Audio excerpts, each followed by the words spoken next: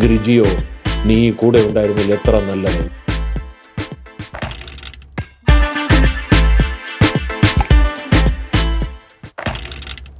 Pet dog വീട്ടിലുണ്ടല്ലേ? പക്ഷെ free ആയിട്ട് കിട്ടിയ ഗ്രേ ഹൗണ്ടിന്റെ കഥ കേട്ടിട്ടുണ്ടോ? Just wait and watch.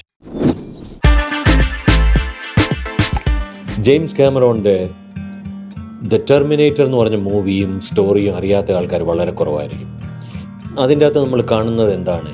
അതായത് somebody needs protection and somebody fetched from the future, A cybernetic robot comes as the Terminator to protect somebody. അപ്പോൾ ഈ പ്രൊട്ടക്ഷൻ എന്ന് പറഞ്ഞ ഒരു ഐഡിയ, അതായത് എക്സ്റ്റേണൽ ആയിട്ടുള്ള ഒരു സോഴ്സസ്, സൂപ്പർ ഹ്യൂമൻ സോഴ്സസിൽ നിന്ന് ഒരു വ്യക്തിക്ക് കിട്ടുന്ന protection. When you pray you believe that you have a guardian angel to take care of you. അപ്പോൾ നമ്മളെല്ലാവരും പ്രാർത്ഥിക്കുമ്പോൾ നമ്മൾ പ്രാർത്ഥിക്കുക, ദൈവമേ എന്നെ സംരക്ഷിക്കണേ. അങ്ങനെ വളരെ ദൈവികമായ സംരക്ഷണം ലഭിച്ച ഒരു വിശുദ്ധൻ്റെ ജീവിത കഥയാണ് ഞാൻ അവതരിപ്പിക്കാൻ പോകുന്നത്. ഇദ്ദേഹത്തിൻ്റെ പേര് ഡോൺ ബോസ്കോ എന്നാണ്. ഇദ്ദേഹത്തിൻ്റെ മേജറായിട്ടുള്ള ലൈഫിലെ വർക്ക് എന്ന് പറഞ്ഞാൽ അത് ജുവനൈൽ പ്രിസണേഴ്സിനെ ഫോക്കസ് ചെയ്തുകൊണ്ടുള്ള വർക്കായിരുന്നു. ഇദ്ദേഹം അവിടെ പോവുകയും അവരോട് സംസാരിക്കുകയും ഒറേറ്ററിയിൽ അവരോട് സംസാരിച്ച് അവർക്ക് ഒരു വാല്യൂ എഡ്യൂക്കേഷൻ കൊടുക്കുകയും അവരെ തിരിച്ച് സൊസൈറ്റിയിലോട്ട് നല്ല വ്യക്തികളെ ഇൻഡക്റ്റ് ചെയ്യാനായിട്ട് അവരെ ഓറിയൻറ്റ് ചെയ്യുകയും ചെയ്യുക എന്ന് പറഞ്ഞ ഒരു ദൗത്യമാണ് അദ്ദേഹത്തിൻ്റെ ഒരു മിഷനായിട്ട് എടുത്തിരുന്നത്.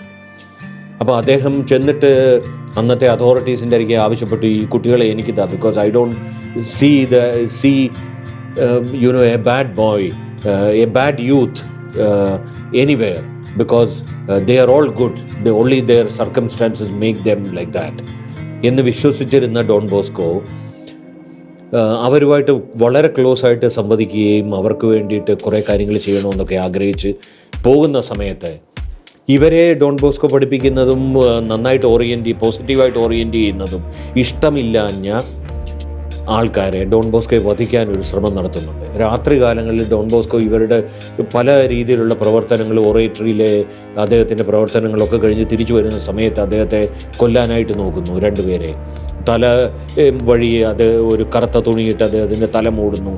അദ്ദേഹത്തിനെ വെടി വെച്ച് അദ്ദേഹത്തെ കൊല്ലാനായിട്ട് ശ്രമിക്കുന്നു. പക്ഷേ ഈ സംഭവം നടക്കുന്ന സ്ഥലത്താണ് ആദ്യമായി ഡോൺ ബോസ്കോ മനസ്സിലാക്കുന്നത് ഡോൺ ബോസ്കോയെ ഹെൽപ്പ് ചെയ്യാനായിട്ട് ഒരു ഗ്രേ ഹൗണ്ട് എത്തുകയാണ്. ഡോൺ ബോസ്കോ അതിനെ വിളിച്ച് ഗ്രിജിയോ. ആദ്യമായി ഇതിനെ കാണുന്നത് ഡോൺ ബോസ്കോയുടെ വധശ്രമം നടക്കുന്ന സ്ഥലത്ത് വെച്ചാണ്. അവിടെ വെച്ച് ഡോൺ ബോസ്കോയുടെ തലവഴി മുണ്ടിട്ടയാൾ പിടിമുറുക്കുമ്പം പോലും പതുക്കെ അത് അയഞ്ഞു വരുന്നു. ഒരു പട്ടിയുടെ കുരയ്ക്കുന്ന ഒച്ച കേൾക്കുന്നു. ഡോൺ ബോസ്കോ തലയിലെ മുണ്ട് മാറ്റി നോക്കുമ്പം ഒരാളുടെ മുകളിൽ കയറി പട്ടി നിൽക്കുകയാണ്. അയാൾ കിടന്ന് അലറുകയാണ്, എങ്ങനെയും എന്നെ രക്ഷിക്കണേ, എന്നോട് ക്ഷമിക്കണേ. അപ്പം ഡോൺ ബോസ്കോ ആദ്യം കണ്ടപ്പം കുറച്ച് ഭയന്നെങ്കിലും ആ പട്ടിയോട് പറയുന്നു, നീ മാറി നിൽക്കുക, അയാളെ വെറുതെ വിടെ, അയാൾ ഓടിപ്പോട്ടെ. അയാൾ ഓടിപ്പോകുന്നു. അതിനുശേഷം ഡോൺ ബോസ്കോയുടെ കൂടെ ഒരു ഗാർഡിയൻ ഏഞ്ചലിനെ പോലെ, അല്ലെങ്കിൽ ഒരു ഫ്രണ്ടിനെ പോലെ കൂടി ഇതങ്ങ് നടക്കുകയാണ്. ഇത് അദ്ദേഹത്തെ ഒറേറ്ററിയിൽ നിന്ന് നേരെ ഇദ്ദേഹത്തിൻ്റെ കൂടിക്കഴിഞ്ഞാൽ അത് മൊണാസ്ട്രി കൊണ്ടുവിടും. അവിടുന്ന് തിരിച്ച് ഒറേറ്ററി അടുത്ത ദിവസം കൊണ്ടുവിടും. ഈ ഗ്രിജിയോയുമായിട്ടുള്ള ഈ ഡോൺ ബോസ്കോയുടെ ബന്ധം വളരെ ഡീപ്പായിട്ടുള്ള ഒരു ബന്ധത്തിലേക്ക് പോകുന്നു. അത് കഴിഞ്ഞ് കുറച്ചു കാലം കഴിയുമ്പോൾ ഗ്രിജിയോ ഡോൺ ബോസ്കോയുടെ ജീവിതത്തിൽ നിന്ന് അപ്രത്യക്ഷനാകുന്നു. അതിനുശേഷം വർഷങ്ങൾ കഴിഞ്ഞ് ഡോൺ ബോസ്കോ തന്നെ പറയുന്നു, തൻ്റെ ഒരു റിലേറ്റീവ് ഒരു ഫംഗ്ഷനിലേക്ക് തന്നെ ഇൻവൈറ്റ് ചെയ്യുന്ന സമയത്ത് അദ്ദേഹത്തിന് രാത്രി കാലത്ത് വീനിയാർഡ്സിൻ്റെ ഇടയിൽ കൂടെ ചെറിയ വഴിയിലൂടെ കയറി അവരുടെ വീട്ടിലേക്ക് പോകണമായിരുന്നു. അങ്ങനെ സഞ്ചരിക്കവേ ഡോൺ ബോസ്കോ ആഗ്രഹിച്ചു, അയ്യോ ഗ്രിജിയോ കൂടെ ഉണ്ടായിരുന്നില്ല, കാരണം ഇഷ്ടംപോലെ പട്ടികളുണ്ടാവും വീനിയാർഡ്സിനെ ഗാർഡ് ചെയ്യാൻ. അപ്പോൾ ഈ പട്ടികൾ വന്നു കഴിഞ്ഞ് ഡോൺ ബോസ്കോയെ ആക്രമിക്കുമെന്ന് ഡോൺ ബോസ്കോയ്ക്ക് അറിയാമായിരുന്നു. അപ്പോൾ അതുപോലെ തന്നെ സംഭവിക്കുകയും പട്ടികൾ ഓടി വരികയും ഡോൺ ബോസ്കോ അപ്പോൾ മനസ്സിലാഗ്രഹിച്ചു, ഗ്രിജിയോ നീ കൂടെ ഉണ്ടായിരുന്നില്ല, എത്ര നല്ലത്. ഉടൻ തന്നെ ഡോൺ ബോസ്കോയ്ക്ക് മനസ്സിലാകുന്നു, തൻ്റെ കൂടെ മുട്ടിയുരുമി ഇത് ഗ്രിജിയോ നടന്ന് മുന്നോട്ട് പോവുകയാണ്. ഈ വന്ന പട്ടികളെ ഈ ഗ്രിജിയോയെ കാണുമ്പോൾ പേടിച്ച് തിരിച്ചോടിപ്പോവുകയാണ്. അതിനുശേഷം അവർ ആ വീട്ടിൽ കയറുകയും ഡോൺ ബോസ്കോയുടെ റിലേറ്റീവിൻ്റെ വീട്ടിൽ കയറുകയും അവിടെ നിന്ന് ഡോൺ ബോസ്കോ ഭക്ഷണമെല്ലാം കഴിച്ചതിന് ശേഷം ഗ്രിജിയോയെ നോക്കുമ്പോൾ ഗ്രിജിയോ അപ്രത്യക്ഷനായി അവിടെ. പിന്നീട് ഡോൺ ബോസ്കോയുടെ ജീവിതത്തിൽ ഗ്രിജിയോയെ കണ്ടിട്ടേ ഇല്ലെന്നാണ് ഡോൺ ബോസ്കോ പറയുന്നത്. പക്ഷേ in his accounts he talks about Grigio as an angel, a guardian angel, God sent to protect him. Plague ബാധിതരായ സ്വന്തം നാട്ടുകാരെ ചികിത്സിക്കാൻ എത്തിയ റോക്കി എന്ന് പറഞ്ഞ പുണ്യവാളനെ അവർ തന്നെ പ്ലേഗ് അദ്ദേഹത്തിന് പിടിച്ചപ്പോൾ കാട്ടിലേക്ക് ഓടിച്ചു വിട്ടു. കാട്ടിൽ അദ്ദേഹത്തിന് സംരക്ഷണം നൽകിയിരുന്ന ഒരു പട്ടിയാണ്. എല്ലാ ദിവസവും ഒരു ലോഫ് ഓഫ് ബ്രെഡ് കൊണ്ടുപോയി ആ പട്ടി അദ്ദേഹത്തിന് കൊടുത്തു. അതായിരുന്നു അദ്ദേഹത്തിൻ്റെ ഏക ഭക്ഷണം.